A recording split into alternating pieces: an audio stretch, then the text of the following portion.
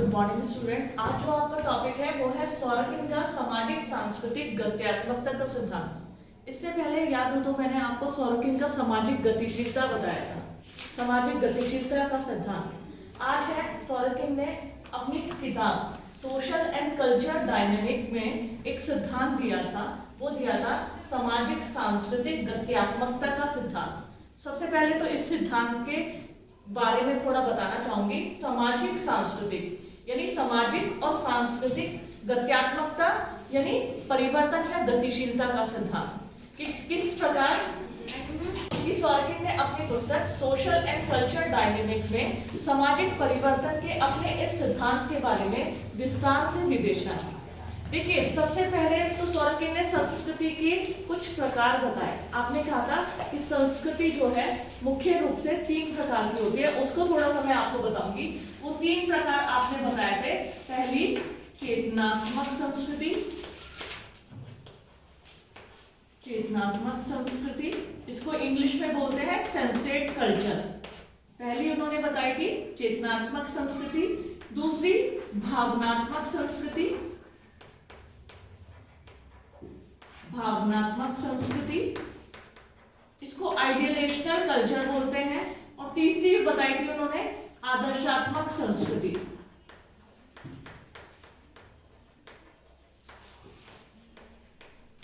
ध्यान से समझिएगा, फिर से रिपीट कर रही हूं।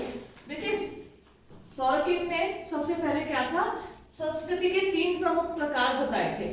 सबसे पहले बताई थी उन्होंने चेतनात्मक संस्कृति, सेंसेट कल्चर। दूसरी उन्होंने बताई थी भावनात्मक संस्कृति यानी आइडियलेशनल कल्चर। तीसरी उन्होंने बताई थी आदर्शात्मक संस्कृति, आइडियलिस्टिक कल्चर। तो अपने तीनों संस्कृतियों के बारे में बताया। अब इन तीनों संस्कृति में क्या है, पहली चेतनात्मक संस्कृति के बारे में हम बात करेंगे। चेतनात्मक संस्कृति जिसको हम छू सकते हैं, जिसको हम स्पर्श कर सकते हैं, एहसास कर सकते हैं, जिसको इस्तेमाल कर सकते हैं। संस्कृति को, उस भाग को सौरकिन ने कहा है चेतनात्मक संस्कृति। इसको इंद्रियप्रक संस्कृति भी कहा है क्योंकि इसका बोध हमें अपनी इंद्रियों द्वारा होता है। व्यक्ति क्या होता है, जिन चीजों का आविष्कार करता है उनको इस्तेमाल करता है, इस्तेमाल करने से आधुनिक कहलाता है। ध्यान से समझिएगा, संस्कृति के वो पार्ट हमने जब संस्कृति का चैप्टर पढ़ा था तो संस्कृति के भौतिक और अभौतिक 2 प्रकार पढ़े थे ना। तो भौतिक संस्कृति हमने किसे कहा था, उन सभी चीजों को, उन सभी आविष्कारों को जिन्होंने मनुष्य ने ही उनका आविष्कार किया है और वो मनुष्य ही इस्तेमाल करता है। तो चेतनात्मक संस्कृति कहते हैं संस्कृति के उस भाग को जिसका आविष्कार हम ही ने किया है। उस पंखे को जिससे कि हम हवा खाते हैं, अपनाने से हम आधुनिक हुए हैं। उस रेलगाड़ी जिसमें बैठकर हम यात्रा करते हैं, हमारा जो मार्ग होता है उसकी दूरी कम हो जाती है, समय बच जाता है, तो उसे अपनाने से हम आधुनिक हुए हैं। साथ ही साथ उन सभी चीजों को जिसका भी आविष्कार मनुष्य ने किया है और जिसका बोध हमें अपनी इंद्रियों द्वारा होता है, ऐसी संस्कृति को उन्होंने बोला है चेतनात्मक संस्कृति। दूसरी उन्होंने बताई है भावनात्मक संस्कृति।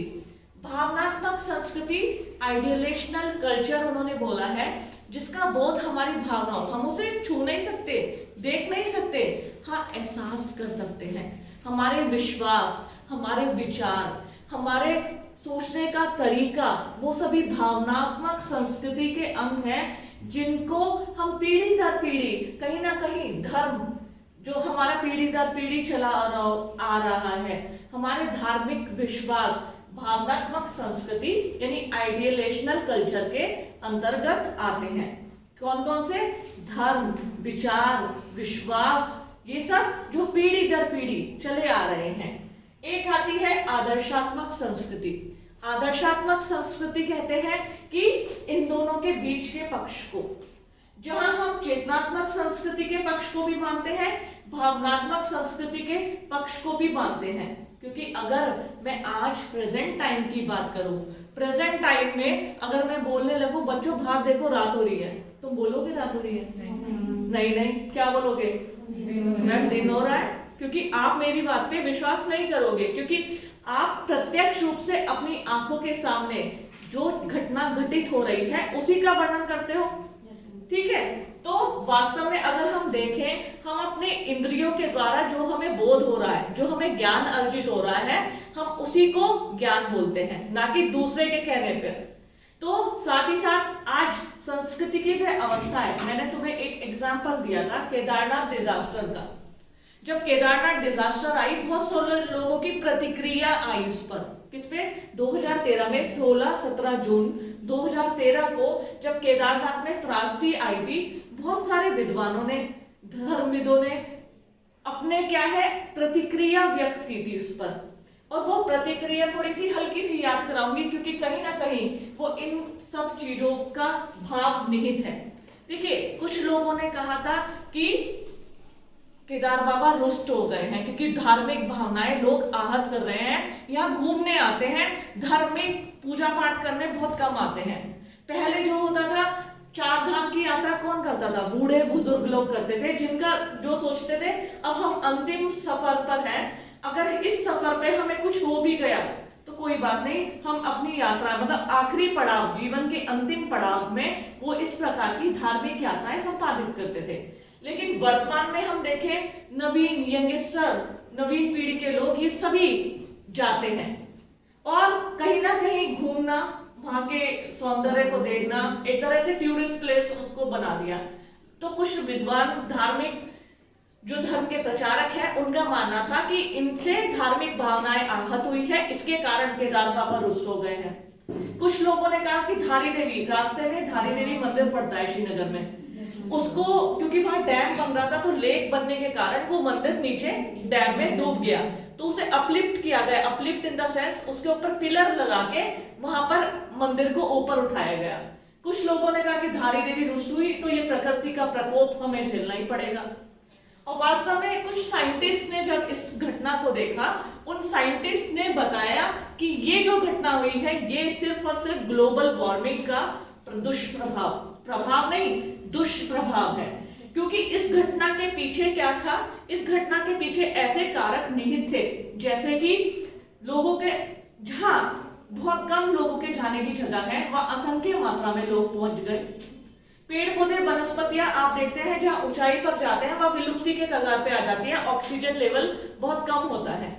ऐसे में जहां कुछ ही लोगों के लिए ऑक्सीजन है वहां असंख्य लोग पहुंच जाते हैं। लैक ऑफ ऑक्सीजन, ऑक्सीजन की मात्रा कम होती है, तो इससे क्या है, कार्बन डाइऑक्साइड का बवंडर बना। और कहते हैं ना बादल फटना, चौराबाड़ी तार ऊपर था, उसके ऊपर बादल फटा तो वो चौराबाड़ी तार टूट गया, उस ताल के रास्ते में आने वाले सारे स्थल सब तहस नहस हो गए। लेकिन आज भी अगर हम देखें, देखो चेतनात्मक संस्कृति जो विज्ञान साइंटिस्ट ने कहा, बिल्कुल देखा, सोचा, समझा वास्तविकता। भावनात्मक संस्कृति जो हमारे धर्मविदों ने भावनाएं अपनी व्यक्त की, अपने विचार व्यक्त किए। आदर्शात्मक संस्कृति जो वास्तविकता में ये मानते हैं कि ये दोनों का संयुक्त परिणाम है। किसका, एक तो वही असंख्य मात्रा में जो लोग गए कार्बन डाइऑक्साइड की वजह से हुआ, दूसरी कि लोगों ने धार्मिक भावनाओं को ठेस पहुंचाने की कोशिश करते हैं। तो ये क्या है, आदर्शात्मक संस्कृति। हम जहां चेतना और भावनात्मक दोनों संस्कृति के पक्ष को महत्व देते हैं। ये तो हो गई सोरोकिन के सांस्कृतिक के प्रकार। अब आते हैं हम इन पर, सामाजिक सांस्कृतिक गत्यात्मकता का सिद्धांत। आपने अपनी किताब जो सोशल एंड कल्चर डायनामिक लिखी थी, इसको 4 खंडों में लिखा था और आपने वास्तव में कहा था कि हमारे समाज में जो परिवर्तन हो रहा है, समाज के परिवर्तन के बारे में विभिन्न समाजशास्त्रियों ने अपने अपने विचार दिए। जब मैंने सामाजिक परिवर्तन बताया था तो सामाजिक परिवर्तन का रेखीय सिद्धांत, चक्रीय सिद्धांत ये पढ़ा था। कुछ लोग कहते हैं जो सामाजिक परिवर्तन होता है वो रेखीय अवस्था में होता है। रेखीय अवस्था में जिस अवस्था से गुजर गया उस अवस्था में वापस नहीं आता। चक्रीय सिद्धांत के समर्थकों का कहना था कि सामाजिक परिवर्तन जो होता है वो चक्रीय अवस्था में होता है। चक्रीय अवस्था में मतलब जिस अवस्था से चलते हैं घूम फिर कर हम पुरानी अवस्था में वापस लौट आते हैं। अब सोरोकिन ने कहा है कि ना तो सामाजिक परिवर्तन रेखीय अवस्था में होता है, ना सामाजिक परिवर्तन चक्रीय अवस्था में होता है। उन्होंने एक परिभाषा भी दी थी कि यदि हम ऐतिहासिक दृष्टि से देखें तो ना तो कोई प्रगति हुई है, ना ही कोई चक्रीय परिवर्तन हुआ है। जो भी हम समाज में परिवर्तन देख रहे हैं ये संस्कृति का उतार चढ़ाव है, ध्यान से समझना। उन्होंने कहा है कि ना तो ये रेखीय परिवर्तन है और ना ही ये चक्रीय परिवर्तन है, ये तो मात्र संस्कृति का उतार चढ़ाव है। उतार चढ़ाव कैसे, इसको उन्होंने एक एग्जाम्पल से समझाया। संस्कृति 3 प्रकार की बताई ना उन्होंने। देखो पेंडुलम जानते हो आप लोग, घड़ी का पेंडुलम, जो पेंडुलम वाली घड़ी होती है, तो उसमें पेंडुलम कैसे वर्क करता है? ऐसे ऐसे। देखिए अगर हम घड़ी के पेंडुलम की बात करें,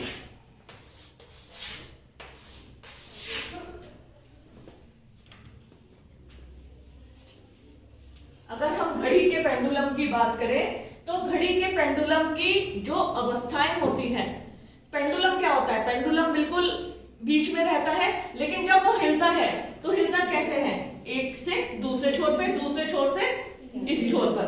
उन्होंने कहा था एक तो है ये चेतनात्मक संस्कृति, चेतनात्मक संस्कृति, ये है भावनात्मक संस्कृति। चेतनात्मक संस्कृति, भावनात्मक संस्कृति, और ये अवस्था बीच की अवस्था है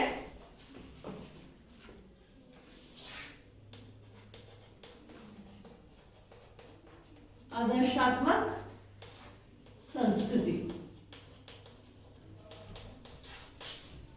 देखिए संस्कृति की अगर हम बात करें, सांस्कृतिक सामाजिक गत्यात्मकता की, सामाजिक सांस्कृतिक, उन्होंने इसे गत्यात्मकता का सिद्धांत क्यों कहा है ये मैं अभी बता रही हूं।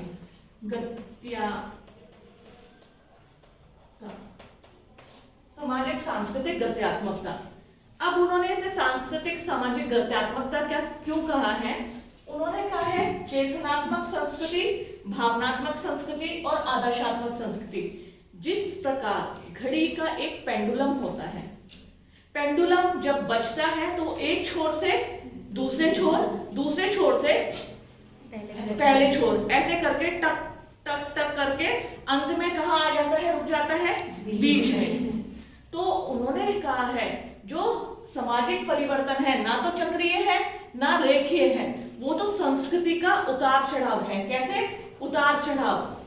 जैसे पेंडुलम हिलता है ना, एक छोर से दूसरे छोर, दूसरे छोर से पहले छोर। उन्होंने कहा है कि सामाजिक सांस्कृतिक जो गत्यात्मकता होती है, वास्तव में सामाजिक परिवर्तन उसी उतार चढ़ाव के को कहते हैं। किसके उतार चढ़ाव को? चेतनात्मक संस्कृति से भावनात्मक संस्कृति, भावनात्मक संस्कृति से चेतनात्मक संस्कृति और अंत में आदर्शात्मक संस्कृति की ओर।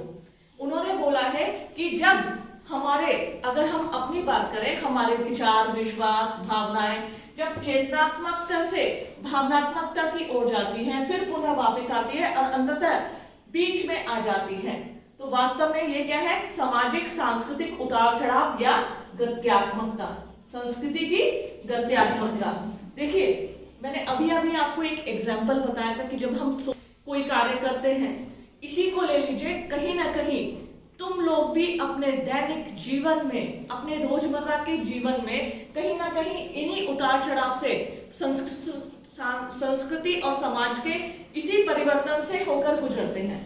देखिए किन्हीं मामलों में हमें बहुत सारा विमर्श करने की आवश्यकता पड़ जाती है। कई बार ऐसी परिस्थिति आ जाती है कि हम क्या करें क्या ना करें, समझ में नहीं आ रहा है, भगवान कोई रास्ता दिखा दे। ठीक है, ऐसी कंडीशन कभी ना कभी हमारे साथ आ जाती है। फॉर एग्जाम्पल, घर का कोई प्रिय सदस्य बहुत ज्यादा बीमार है और बीमार है और तुम डॉक्टर के पास ले गए, डॉक्टर ने कहा मैंने अपना इलाज कर दिया, अब मैंने तो कर दिया इलाज, अब देखा जाएगा ये जीवित रहेगा या सही हो जाएगा या मृत हो जाएगा। हमने पहले चेतनात्मक तरीके से काम किया, डॉक्टर के पास ले गए, फिर जब डॉक्टर ने कहा कि अब मैंने तो ऑपरेशन कर दिया, अब देखा जाएगा क्या होगा, फिर हम भगवान के पास गए, हमने विश्वास, धर्म के ऊपर विश्वास, देवी देवताओं के ऊपर विश्वास किया। ठीक है कि काश हमारे प्रियजन को ठीक कर दे। भगवान ऑपरेशन हो गया, बस अगर हो गया ठीक तो मैं तुझे पूजा करूंगी, प्रसाद चढ़ाऊंगी, इस तरीके से हम बोल कबूल जैसे कहते हैं ना, इस तरह के बोल देते हैं। अंततः अगर हम दोनों इस अवस्था को देखें, ना तो हम सिर्फ भगवान के ऊपर निर्भर रहते हैं, ना सिर्फ हम डॉक्टर के ऊपर। आदर्शात्मक स्थिति कहते हैं जब हम दोनों का सहारा लेते हैं। हमने इधर इलाज भी करा दिया, उधर भगवान से प्रार्थना भी की, क्योंकि वो अवस्था आती है आदर्शात्मक स्थिति की, आइडियलिस्टिक कल्चर जिसे कहते हैं, कि व्यक्ति जब चेतनात्मक तरीके से और भावनात्मक तरीके से सोचता है तो उसे कहते हैं आदर्शात्मक संस्कृति। ठीक है, इस प्रकार चेतनात्मक, आदर्शात्मक और भावनात्मक संस्कृति को बताया। नेक्स्ट वो क्या कहते हैं, चेतनात्मक संस्कृति और भावनात्मक संस्कृति, ये दो छोर हैं। छोर किसे कहते हैं, किनारों को, कि कोई भी अवस्था या घटना या जो भी व्यवस्था होती है वो इन दो छोर तक जाती है, या तो वो चेतनात्मक संस्कृति की ओर जाएगी या भावनात्मक संस्कृति की ओर जाएगी। इसको उन्होंने सीमाओं का सिद्धांत भी कहा है। कहने का मतलब हर एक चीज की एक सीमा होती है, और एक सीमा से अधिक होने पर वो व्यवस्था कभी आगे नहीं जाती। देखिए, हर व्यक्ति के सोचने की लिमिट होती है, हर घटना के घटित होने की एक लिमिट होती है, सीमा। कि जो चेतनात्मक संस्कृति और भावनात्मक संस्कृति है, ये संस्कृति के दो छोर हैं। दो छोर मतलब दो किनारे हैं, और इन छोरों से परे मतलब आगे नहीं जाया जा सकता। क्यों? वो कहते हैं आगे की अवस्था में जाएंगे तो ये उसका विनाश होगा। मतलब एक अवस्था जब आती है, एक अवस्था की अपनी चरम अवस्था होती है। फॉर एग्जाम्पल अगर हम मॉडर्न सोसाइटी की बात करें, अगर फॉर एग्जाम्पल हम किसी सिस्टम की बात करें, तो सिस्टम एक सीमा तक ही जा सकता है, एक सीमा तक। इसको मैं कुछ एग्जाम्पल से आपको समझाऊंगी। इस एग्जाम्पल से तुम्हारी पूरी जो ये सीमा का सिद्धांत है ये क्लियर हो जाएगा। देखिए, व्यक्ति जब सोचता है या कोई कार्य करता है, उसकी एक लिमिट होती है। लिमिट होती है, कई बार कहते हैं ना हम सीमा से आगे हो गए तो विनाश होगा उसका। किसी भी चीज व्यवस्था जो है अपनी सीमाएं लांघ जाती है तो सीमा का अंततः विनाश हो जाता है। तो इसलिए इसको सीमाओं का सिद्धांत भी कहा गया है। फॉर एग्जाम्पल अगर मैं कहने लगूं घड़ी का पेंडुलम सिर्फ ऐसे ऐसे हिलता है, ठीक है, अगर ऐसे ऐसे न हिले, ये पूरा गोल घूमने लगे तो घड़ी ही टूट जाएगी। ध्यान से सुनो, अगर मैं अपने आप सोचने लगूं कि ये पेंडुलम ऐसे ही ऐसे भी जाता है, ये गोल भी नहीं घूमता है, अगर गोल जाएगा तो या तो उसकी सुई टूट जाएगी या घड़ी ही टूट जाएगी। यानी इनकी एक सीमा होती है, एक छोर होता है। तो कोई भी व्यवस्था, चाहे वो चेतनात्मक संस्कृति से रिलेटेड हो या भावनात्मक संस्कृति, वो अपनी सीमा तक ही, अपने दायरे, कहते हैं ना, अपने दायरे तक ही जाती है, और एक उच्च अवस्था के बाद दूसरी अवस्था का जन्म होता है। जैसे व्यक्ति भावनात्मक संस्कृति की ओर गया, फिर वो व्यवस्था बदली, पुनः वो चेतनात्मक संस्कृति की ओर आ गया। कहने का मतलब एक संस्कृति के बाद दूसरी संस्कृति का जन्म होता है, और वो क्या होता है, एक दायरे के अंतर्गत होता है। इसलिए इसको सीमाओं का सिद्धांत भी कहा जाता है। अब सोरोकिन कहते हैं कि जिस प्रकार चेतनात्मक से भावनात्मक, भावनात्मक से चेतनात्मक सांस्कृतिक उतार चढ़ाव होते हैं, उन उतार चढ़ाव की आदर्शात्मक स्थिति होती है बीच की, जिसे कहा गया है आदर्शात्मक संस्कृति। इस आदर्शात्मक संस्कृति में व्यक्ति क्या करता है, चेतना और भावनात्मक का संयुक्त मिश्रण होता है। कहीं ना कहीं वो संस्कृति का ऐसी कुशल अवस्था है, संस्कृति की ऐसी व्यवस्था है जहां व्यक्ति दोनों तरीके से अपनी सोच और समझ, अंडरस्टैंडिंग जो होता है डेवलप करता है या सोच विकसित करता है। उस व्यवस्था को कहा गया है आदर्शात्मक व्यवस्था। सोरोकिन ने सामाजिक सांस्कृतिक गत्यात्मकता का सिद्धांत, फिर से थोड़ा सा हल्का बता रही हूँ। देखो, सोरोकिन ने अपने जो सामाजिक सांस्कृतिक गत्यात्मकता का सिद्धांत दिया है, वो समाज और संस्कृति के उतार चढ़ाव के माध्यम से दिया है। अब तक हमने जो सामाजिक परिवर्तन पढ़ा था, वो पढ़ा था कि चक्रीय परिवर्तन होते हैं, समाज में रेखीय परिवर्तन होते हैं, लेकिन ये कहते हैं ये हमारा भ्रम है। कौन? सोरोकिन। सोरोकिन कहते हैं कोई चक्रीय परिवर्तन नहीं होते या रेखीय परिवर्तन, ये हमारा भ्रम है। परिवर्तन सिर्फ संस्कृति और समाज के बीच उतार चढ़ाव होते हैं। कभी कोई चरम सीमा पर पहुंच जाता है, कभी कभी विचार चरम सीमा पर पहुंच जाता है, लेकिन वास्तव में इसको फिर एक एग्जांपल से समझाऊंगी। मैंने तुम्हें पहले भी बताया, पहले शादी और विवाह समाज में बहुत धार्मिक रीति रिवाज के माध्यम से संपादित किए जाते थे। धीरे धीरे मॉडर्नाइजेशन हुआ, आधुनिकीकरण हुआ, कुछ लोग कोर्ट मैरिजेस करने लगे, वनडे मैरिजेस तक रीति रिवाज सिमट कर रह गए। लेकिन आजकल मैं सोशल मीडिया वेबसाइट, जो सोशल मीडिया वेबसाइट है कौन कौन सी, फेसबुक, इंस्टाग्राम, ट्विटर, इन पे देख रही हूँ फिर से कल्चर जो है बहुत चेंज हो गया है। जो रस्में थी, रीति रिवाज थी, वो पुनः दोबारा से उसी तरीके से संपादित होने लगे हैं। हल्दी की रस्म, मेहंदी की रस्म, सगाई की रस्म, इसी प्रकार सप्तपदी जो 7 फेरे होते हैं उसकी रस्म, विदाई की रस्म पूरे रीति रिवाज के साथ संपादित की जाने लगी है। जो मैंने बताया था प्राचीन काल में धार्मिक रीति रिवाज के साथ विवाह और ऐसे संस्कार आयोजित किए जाते थे, बीच में उनका प्रभाव कम हो गया, वो सिर्फ एक दिन तक में सीमित रह गया, एक वनडे मैरिजेस जिसे कहा जाने लगा। लेकिन वापस लौटकर कहीं ना कहीं कहते हैं ना, संस्कृति की एक चरम सीमा होती है, वो उस चरम सीमा से लौटकर वापस दूसरी सीमा पर जाता है, लेकिन फिर वापस लौटकर उस पर जाता है, अंततः आदर्शात्मक स्थिति में आ जाता है। आज हम उन्हीं कल्चर को फिर दोबारा से देख रहे हैं। मैं देख रहे हैं लोग देख देख कर फिर से डेकोरेशन करना, हल्दी में पीले कपड़े पहनना, फिर वही सब मेहंदी की रस्म होना, फिर उन्हीं सब की ओर वापस लौट रहे हैं। तो कहीं ना कहीं ये संस्कृति का क्या है, उतार चढ़ाव, कभी वो ऊपर गया, कभी नीचे आया, लेकिन कभी ना कभी आइडियलिस्टिक कल्चर, आदर्शात्मक संस्कृति जिसे कहते हैं, वो उस अवस्था तक पहुंचा।